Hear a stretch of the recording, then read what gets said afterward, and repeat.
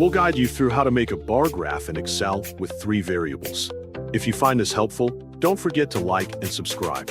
Open Microsoft Excel on your computer or laptop and wait until the start screen fully loads before continuing so that all features are ready to use.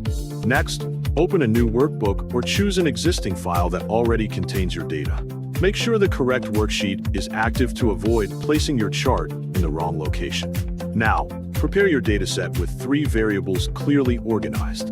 Use the first column for categories, and use the second, third, and 4th columns for each variable. Add clear headers at the top of each column so the data is easy to understand.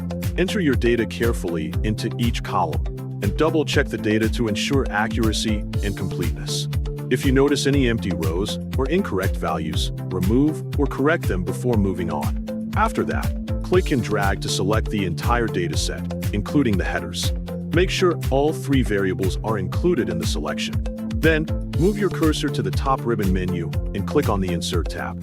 Look for the Charts group in the toolbar and click on the Insert Column or Bar Chart option. Choose either a clustered bar chart or a clustered column chart, depending on your preference. Wait for Excel to generate the chart automatically. Observe how each variable appears as a separate bar, and check that the categories are displayed correctly on the axis. Click on the chart to activate Chart Tools, then adjust the chart layout if needed. Add a chart title to describe your data clearly, and include axis titles for better understanding. Ensure each variable has a clear legend so viewers can easily distinguish them. If necessary, change the colors to better differentiate the variables. You can click on any bar to customize its appearance further.